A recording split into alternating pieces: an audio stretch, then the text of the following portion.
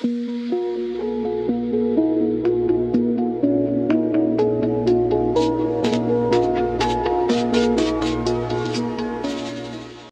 ಶಾಂತಿ. ಮುರಳಿಯ ದಿನಾಂಕ 26/7/2025. ಪ್ರಾತಃ ಮುರಳಿ ಪ್ರಾಪ್ತಾದ ಮಧುವನ. ತಂದೆ ತಿಳಿಸುತ್ತಾರೆ, ಮಧುರ ಮಕ್ಕಳೇ, ಈ ಸಂಗಮ ಯುಗ ವಿಕರ್ಮಗಳನ್ನು ವಿನಾಶ ಮಾಡಿಕೊಳ್ಳುವ ಯುಗವಾಗಿದೆ. ಈ ಯುಗದಲ್ಲಿ ಯಾವುದೇ ವಿಕರ್ಮ ತಾವು ಮಾಡಬಾರದು. ಅವಶ್ಯವಾಗಿ ಪಾವನರಾಗಬೇಕು. ಪ್ರಶ್ನೆ: ಅತೀಂದ್ರಿಯ ಸುಖದ ಅನುಭವ ಎಂತಹ ಮಕ್ಕಳಿಗೆ ಆಗುವುದು? ಉತ್ತರ: ಯಾರು ಅವಿನಾಶಿ ಜ್ಞಾನ ರತ್ನಗಳಿಂದ ಭರ್ಪೂರಿರುತ್ತಾರೆ ಅವರಿಗೆ ಅತೀಂದ್ರಿಯ ಸುಖದ ಅನುಭವವಾಗಲು ಸಾಧ್ಯ. ಯಾರು ಎಷ್ಟು ಜ್ಞಾನವನ್ನು ಜೀವನದಲ್ಲಿ ಧಾರಣೆ ಮಾಡಿಕೊಳ್ಳುತ್ತಾರೆ ಅಷ್ಟು ಶ್ರೀಮಂತರಾಗುತ್ತಾರೆ. ಒಂದು ವೇಳೆ ಜ್ಞಾನ ರತ್ನಗಳನ್ನು ಧಾರಣೆ ಮಾಡಿಕೊಳ್ಳಲಿಲ್ಲವೆಂದರೆ ಬಡವರಾಗಿರುತ್ತಾರೆ. ತಂದೆ ತಮಗೆ ಭೂತಕಾಲ, ವರ್ತಮಾನ ಮತ್ತು ಭವಿಷ್ಯದ ಜ್ಞಾನವನ್ನು ಕೊಟ್ಟು ತ್ರಿಕಾಲದರ್ಶಿಗಳನ್ನಾಗಿ ಮಾಡುತ್ತಿದ್ದಾರೆ. ಓಂ ನಮಃ ಶಿವಾಯ. ಇವತ್ತಿನ ಗೀತೆ. ಓಂ ಶಾಂತಿ. ಏನೆಲ್ಲ ಕಳೆದು ಹೋಗಿದೆ ಅದು ಈಗ ವರ್ತಮಾನದಲ್ಲಿ ನಡೆಯುತ್ತಿದೆ, ಮತ್ತು ಈಗ ಏನು ವರ್ತಮಾನ ನಡೆಯುತ್ತಿದೆ ಅದು ಕಳೆದು ಹೋಗುವುದು. ಗಾಯನ ಮಾಡಲಾಗತ್ತೆ ಅಲ್ವಾ? ಏನೆಲ್ಲ ಕಳೆದು ಹೋಗಿದೆ ಅದರ ಗಾಯನ. ಈಗ ತಾವು ಪುರುಷೋತ್ತಮ ಸಂಗಮ ಯುಗದಲ್ಲಿದ್ದೀರಾ. ಪುರುಷೋತ್ತಮ ಎಂಬ ಅಕ್ಷರ ಅವಶ್ಯವಾಗಿ ಹಾಕಬೇಕು. ತಾವು ಪ್ರೆಸೆಂಟನ್ನು ನೋಡುತ್ತಿದ್ದೀರಾ, ವರ್ತಮಾನವನ್ನು ನೋಡುತ್ತಿದ್ದೀರಾ.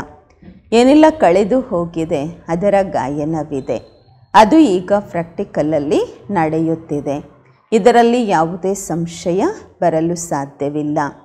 ಮಕ್ಕಳು ತಿಳಿದುಕೊಂಡಿದ್ದೀರಾ, ಸಂಗಮ ಯುಗವೂ ಇದೆ, ಕಲಿಯುಗದ ಅಂತ್ಯವೂ ಇದೆ. ಅವಶ್ಯವಾಗಿ ಸಂಗಮ ಯುಗ 5000 ವರ್ಷಗಳಿಗೆ ಮೊದಲು ಕಳೆದು ಹೋಗಿತ್ತು, ಪಾಸ್ಟ್ ಆಗಿತ್ತು. ಈಗ ಪ್ರೆಸೆಂಟ್ ಇದೆ. ಈಗ ತಂದೆ ಬಂದಿದ್ದಾರೆ, ಭವಿಷ್ಯವೂ ಸಹ ಅದೇ ಆಗುವುದು. ಏನು ಕಳೆದು ಹೋಗಿದೆ. ತಂದೆ ರಾಜಯೋಗವನ್ನು ಕಲಿಸುತ್ತಿದ್ದಾರೆ.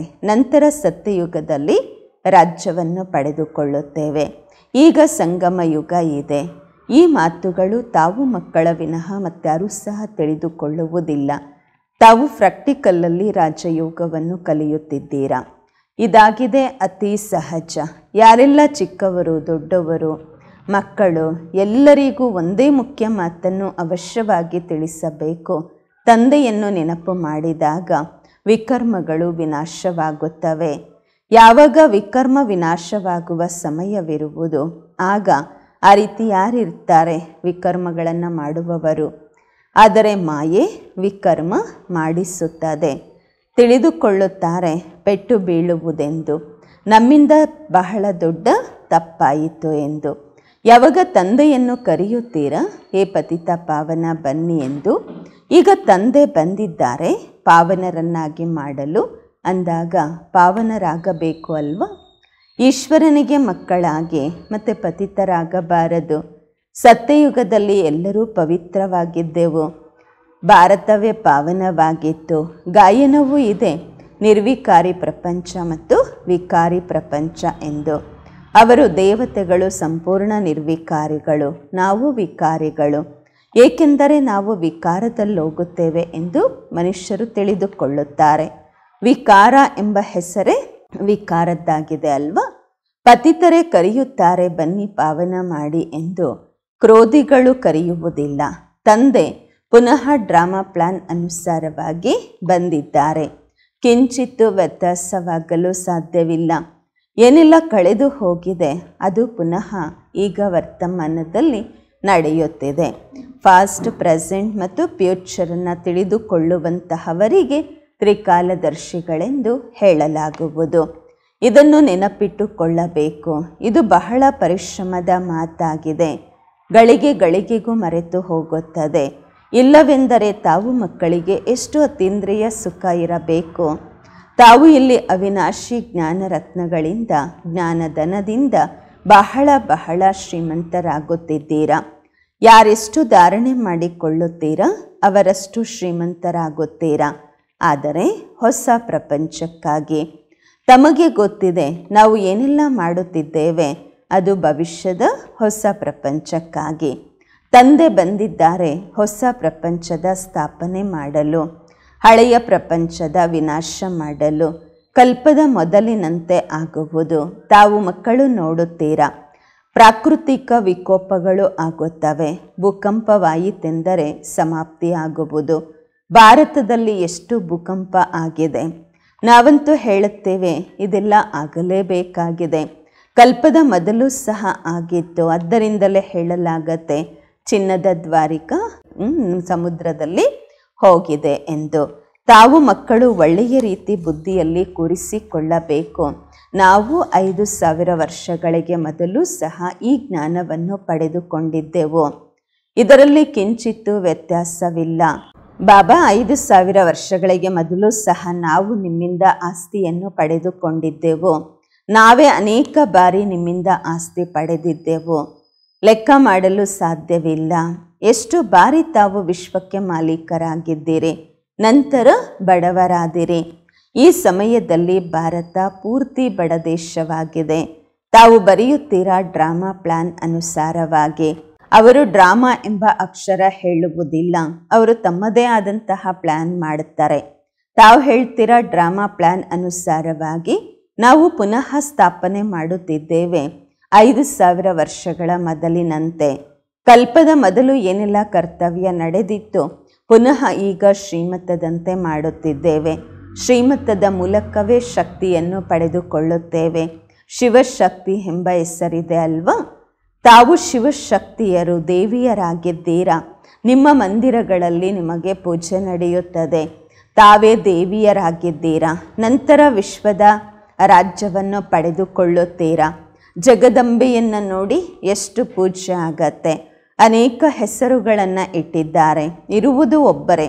ಹೀಗೆ ತಂದೆಯೂ ಸಹ ಒಬ್ಬರೇ ಶಿವ ಆಗಿದ್ದಾರೆ. ತಾವು ಸಹ ವಿಶ್ವವನ್ನು ಸ್ವರ್ಗವನ್ನಾಗಿ ಮಾಡುತ್ತೀರಾ. ಅಂದಾಗ ನಿಮ್ಮ ಪೂಜೆಯಾಗುವುದು. ಅನೇಕ ದೇವಿಯರು ಲಕ್ಷ್ಮಿಗೆ ಎಷ್ಟು ಪೂಜೆ ಮಾಡುತ್ತಾರೆ. ದೀಪಾವಳಿಯ ದಿನದಂದು ಮಹಾಲಕ್ಷ್ಮಿಯ ಪೂಜೆ ಮಾಡುತ್ತಾರೆ. ಅವರಾದರೂ ಹೆಡ್, ಮಹಾರಾಜ ಮಹಾರಾಣಿ ಸೇರಿ ಮಹಾಲಕ್ಷ್ಮಿ ಅಂತ ಹೇಳಲಾಗತ್ತೆ. ಅವರಲ್ಲಿ ಇಬ್ಬರು ಬಂದ್ಬಿಟ್ರಲ್ವ. ವಿಷ್ಣು ಅಂದರೆ ಲಕ್ಷ್ಮಿ ಮತ್ತು ನಾರಾಯಣ, ಮಹಾಲಕ್ಷ್ಮಿ ಅಂದರೆ ವಿಷ್ಣು ಲಕ್ಷ್ಮಿ ಮತ್ತು ನಾರಾಯಣ ಇಬ್ಬರನ್ನು ಸೇರಿಸಿ ಹೇಳಲಾಗತ್ತೆ.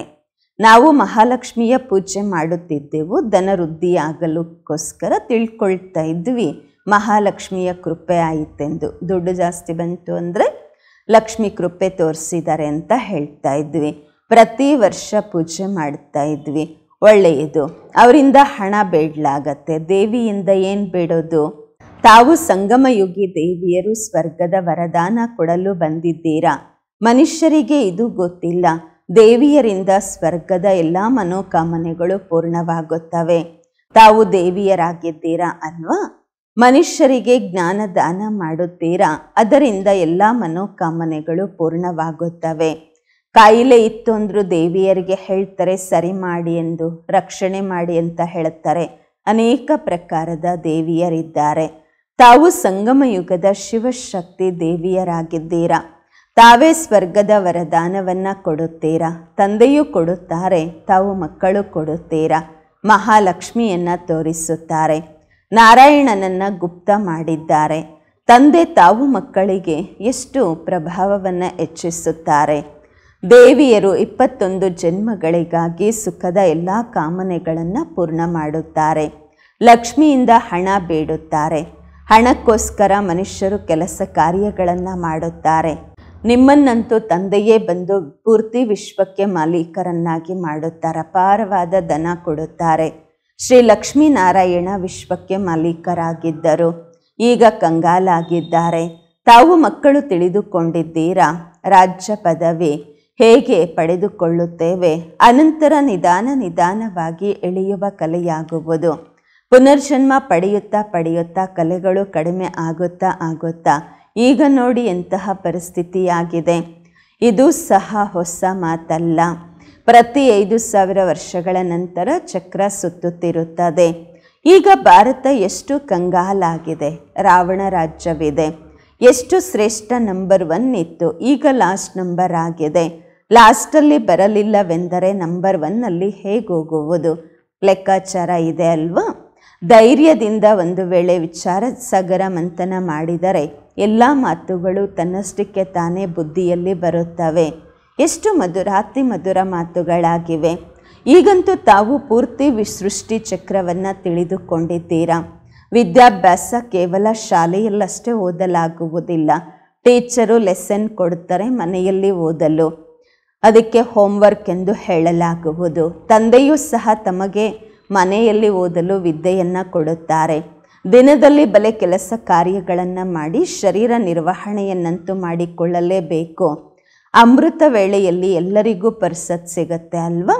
ಬೆಳಗ್ಗೆ 2-3 ಗಂಟೆಗಳ ಸಮಯ ತುಂಬ ಚೆನ್ನಾಗಿರುತ್ತೆ. ಆ ಸಮಯದಲ್ಲಿ ಎದ್ದು ತಂದೆಯನ್ನು ಪ್ರೀತಿಯಿಂದ ನೆನಪು ಮಾಡಿ. ಬಾಕಿ ಈ ವಿಕಾರಗಳೇ ತಮ್ಮನ್ನು ಆದಿ ಮಧ್ಯ ಅಂತ್ಯದಲ್ಲಿ ದುಃಖಿಗಳನ್ನಾಗಿ ಮಾಡಿವೆ. ರಾವಣನನ್ನು ಸುಡುತ್ತಾರೆ, ಆದರೆ ಅರ್ಥವನ್ನು ತಿಳಿದುಕೊಂಡಿಲ್ಲ. ಕೇವಲ ಪರಂಪರೆಯಿಂದ ರಾವಣನನ್ನು ಸುಡುವ ಪದ್ಧತಿ ನಡೆದು ಬಂದಿದೆ ಎಂದು ಹೇಳುತ್ತಾರೆ. ಡ್ರಾಮಾನುಸಾರವಾಗಿ ಇದು ಸಹ ನಿಗದಿಯಾಗಿದೆ. ರಾವಣನನ್ನು ಸುಡುತ್ತಾ ಬಂದಿದ್ದಾರೆ, ಆದರೆ ರಾವಣ ಸಾಯಲಿಲ್ಲ. ಈಗ ತಾವು ಮಕ್ಕಳು ತಿಳಿದುಕೊಂಡಿದ್ದೀರಾ, ಈ ರಾವಣನನ್ನು ಸುಡುವುದು ಬಂದ್ ಯಾವಾಗ ಆಗುವುದು? ತಾವು ಈಗ ಸತ್ಯವಾದ ಸತ್ಯನಾರಾಯಣನ ಕಥೆಯನ್ನು ಕೇಳುತ್ತೀರಾ. ತಮಗೆ ಗೊತ್ತಿದೆ, ನಾವು ಈಗ ತಂದೆಯಿಂದ ಆಸ್ತಿಯನ್ನು ಪಡೆದುಕೊಳ್ಳುತ್ತೇವೆ. ತಂದೆಯನ್ನು ತಿಳಿದುಕೊಳ್ಳದಿರುವ ಕಾರಣದಿಂದಾಗಿ ಎಲ್ಲರೂ ನಿರ್ಧಣಿಕರಾಗಿದ್ದಾರೆ. ತಂದೆಯೇನು ಭಾರತವನ್ನು ಸ್ವರ್ಗವನ್ನಾಗಿ ಮಾಡುತ್ತಾರೆ, ಆ ತಂದೆಯನ್ನೇ ತಿಳಿದುಕೊಂಡಿಲ್ಲ. ಇದು ಸಹ ಡ್ರಾಮಾದಲ್ಲಿ ನಿಗದಿಯಾಗಿದೆ. ಮೆಟ್ಟಿಲು ಇಳಿಯುತ್ತಾ ತಮೋ ಪ್ರಧಾನರಾಗಿರುವುದರಿಂದಲೇ ಪುನಃ ತಂದೆ ಬಂದಿದ್ದಾರೆ.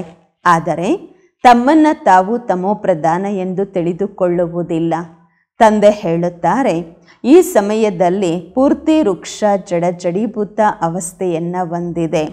ಒಬ್ಬರೂ ಸಹ ಸತೋಪ್ರಧಾನರು ಇಲ್ಲ. ಸತೋಪ್ರಧಾನರಿರುವುದು ಶಾಂತಿಧಾಮ ಮತ್ತು ಸುಖಧಾಮದಲ್ಲಿ. ಈಗ ತಮೋ ಪ್ರಧಾನರಾಗಿದ್ದಾರೆ. ತಂದೆಯೇ ಬಂದು ತಾವು ಮಕ್ಕಳನ್ನು ಅಜ್ಞಾನದ ನಿದ್ದೆಯಿಂದ ಜಾಗೃತ ಮಾಡುತ್ತಾರೆ. ತಾವು ಪುನಃ ಅನ್ಯರನ್ನು ಜಾಗೃತ ಮಾಡುತ್ತೀರಾ, ಜಾಗೃತ ಮಾಡಿಸ್ತಾ ಇರ್ತೀರಾ. ಹೇಗೆ ಮನುಷ್ಯರು ಶರೀರ ಬಿಡುತ್ತಾರೆ, ಆಗ ತಲೆಯತ್ರ ದೀಪ ಹಚ್ಚಿ ಇಡುತ್ತಾರೆ, ಮತ್ತೆ ಪ್ರಕಾಶ ಬಂದ್ಬಿಡತ್ತೆ ಅಂತ. ಈಗ ಇದಾಗಿದೆ ಘೋರ ಅಂಧಕಾರ. ಆತ್ಮರು ವಾಪಸ್ ತನ್ನ ಮನೆಗೆ ಹೋಗಲು ಸಾಧ್ಯವಿಲ್ಲ. ಬಲೆ ಮನಸ್ಸಾಗತ್ತೆ ದುಃಖದಿಂದ ಮುಕ್ತರಾಗಬೇಕೆಂದು, ಆದರೆ ಒಬ್ಬರೂ ಸಹ ಮುಕ್ತರಾಗಲು ಸಾಧ್ಯವಿಲ್ಲ. ಯಾವ ಮಕ್ಕಳಿಗೆ ಪುರುಷೋತ್ತಮ ಸಂಗಮ ಯುಗದ ಸ್ಮೃತಿ ಇರುವುದು, ಅವರು ಜ್ಞಾನರತ್ನಗಳ ದಾನ ಮಾಡದೆ ಇರಲು ಸಾಧ್ಯವಿಲ್ಲ. ಹೇಗೆ ಮನುಷ್ಯರು ಪುರುಷೋತ್ತಮ ಮಾಸದಲ್ಲಿ ಬಹಳ ದಾನ ಪುಣ್ಯ ಮಾಡುತ್ತಾರೆ, ಹಾಗೆಯೇ ಈ ಪುರುಷೋತ್ತಮ ಸಂಗಮ ಯುಗದಲ್ಲಿ ತಾವು ಜ್ಞಾನರತ್ನಗಳ ದಾನ ಮಾಡುತ್ತೀರಾ. ಇದನ್ನು ತಿಳಿದುಕೊಂಡಿದ್ದೀರಾ. ಸ್ವಯಂ ಪರಂಪಿತ ಪರಮಾತ್ಮ ಓದಿಸುತ್ತಿದ್ದಾರೆ. ಶ್ರೀಕೃಷ್ಣನ ಮಾತಿಲ್ಲ. ಶ್ರೀಕೃಷ್ಣ ಅಂತೂ ಸತ್ಯಯುಗದ ಮೊದಲ ರಾಜಕುಮಾರ. ಮತ್ತೆ ಅವರು ಪುನರ್ಜನ್ಮ ತೆಗೆದುಕೊಳ್ಳುತ್ತಾ ಬರುತ್ತಾರೆ. ಬಾಬುರವರೇ ಭೂತಕಾಲ, ವರ್ತಮಾನ ಮತ್ತು ಭವಿಷ್ಯದ ರಹಸ್ಯವನ್ನು ತಿಳಿಸಿದ್ದಾರೆ. ತಾವು ತ್ರಿಕಾಲದರ್ಶಿಗಳಾಗಿದ್ದೀರಾ. ಬೇರೆ ಯಾರೂ ತ್ರಿಕಾಲದರ್ಶಿಗಳಾಗಲು ಸಾಧ್ಯವಿಲ್ಲ. ತಂದೆಯ ವಿನಃ ಮತ್ತಾರೂ ಸಹ ಮಾಡಲು ಸಾಧ್ಯವಿಲ್ಲ. ಸೃಷ್ಟಿಯ ಆದಿ ಮಧ್ಯ ಅಂತ್ಯದ ಜ್ಞಾನ ತಂದೆಯೇ ಕೊಡುತ್ತಾರೆ. ಅವರಿಗೆ ಜ್ಞಾನ ಸಾಗರ ಎಂದು ಹೇಳಲಾಗುವುದು. ಶ್ರೇಷ್ಠಾತಿ ಶ್ರೇಷ್ಠ ಭಗವಂತನ ಗಾಯನವಿದೆ. ಅವರೇ ರಚಯಿತ ಆಗಿದ್ದಾರೆ. ಹೆವೆನ್ಲಿ ಗಾಡ್ ಫಾದರ್ ಎಂಬ ಅಕ್ಷರ ಬಹಳ ಸ್ಪಷ್ಟವಾಗಿದೆ. ಸ್ವರ್ಗ ಸ್ಥಾಪನೆ ಮಾಡುವವರು. ಶಿವ ಜಯಂತಿಯನ್ನು ಆಚರಿಸುತ್ತಾರೆ. ಆದರೆ ಅವರು ಯಾವಾಗ ಬರುತ್ತಾರೆ, ಏನು ಮಾಡುತ್ತಾರೆ, ಏನೂ ಸಹ ಯಾರೂ ತಿಳಿದುಕೊಂಡಿಲ್ಲ. ಜಯಂತಿಯ ಅರ್ಥವೇ ಗೊತ್ತಿಲ್ಲ ಅಂದಾಗ ಆಚರಣೆ ಮಾಡಿ ಏನು ಮಾಡುತ್ತಾರೆ?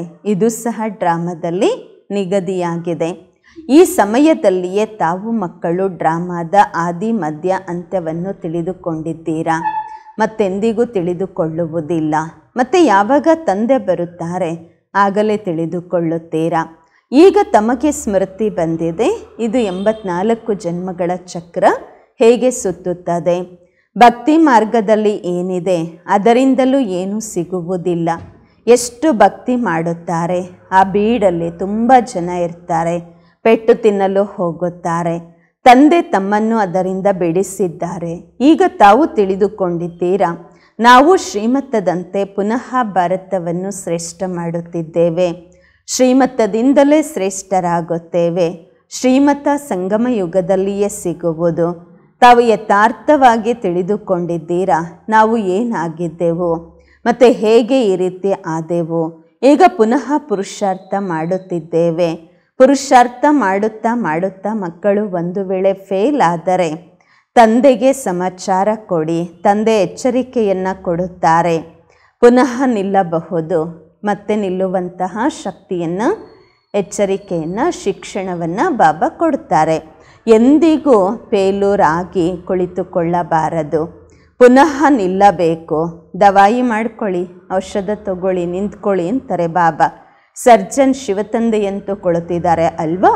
ಬಾಬಾ ತಿಳಿಸ್ತಾರೆ, 5 ಮಹಡಿಯಿಂದ ಕೆಳಗೆ ಬಿದ್ದರೆ ಮತ್ತೆ ಜೋರಾಗಿ ಪೆಟ್ಟು ತಿನ್ನುವುದು, ಅಥವಾ 2 ಫ್ಲೋರು ಅಥವಾ 5 ಫ್ಲೋರಿಂದ ಬೀಳುವುದರಲ್ಲಿ ವ್ಯತ್ಯಾಸ ಇದೆ ಅಲ್ವಾ. 5 ಫ್ಲೋರ್ ಮೇಲಿಂದ ಬಿದ್ದರೆ ಹೇಗಿರುತ್ತೆ, 2 ಫ್ಲೋರ್ ಮೇಲಿಂದ ಬಿದ್ದರೆ ಹೇಗಿರುತ್ತೆ, ವ್ಯತ್ಯಾಸ ಇದೆ ಅಲ್ವಾ.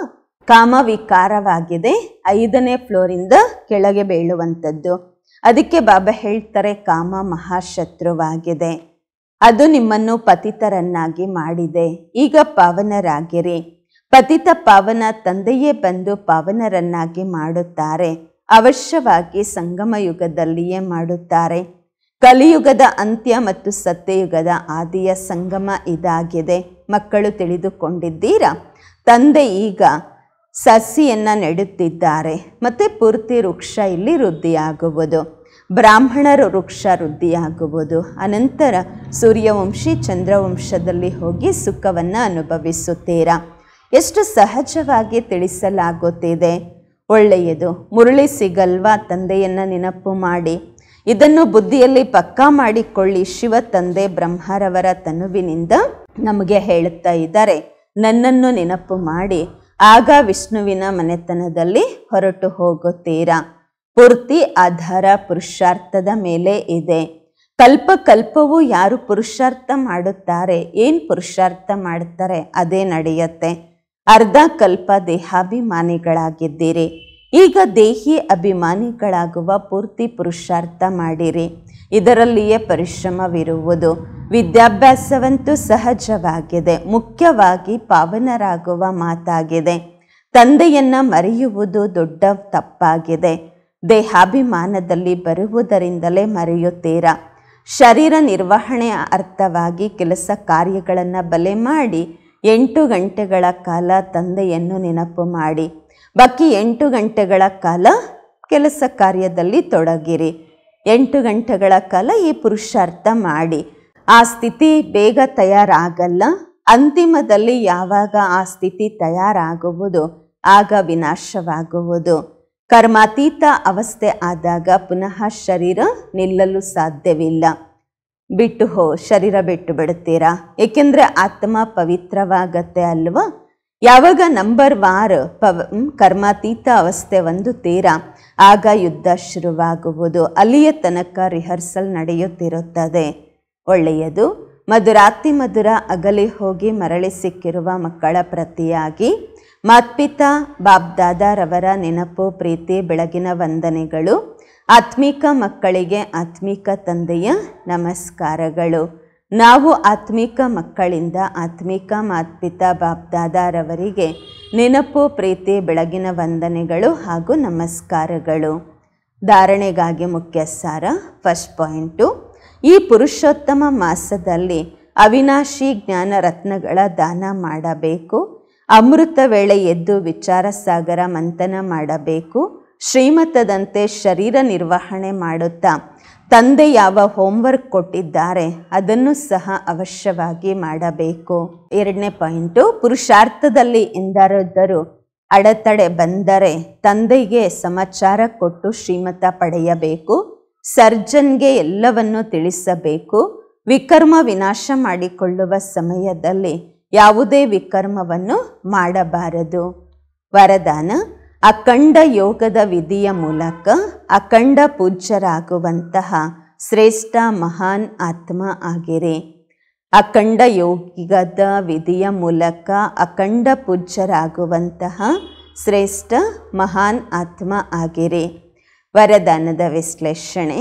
ಈ ಕಾಲದಲ್ಲಿ ಯಾರೆಲ್ಲ ಮಹಾತ್ಮರೆಂದು ಕರೆಸಿಕೊಳ್ಳುತ್ತಾರೆ ಅವರ ಹೆಸರು ಅಖಂಡಾನಂದ ಅಂತ ಇಟ್ಕೊಳ್ತಾರೆ.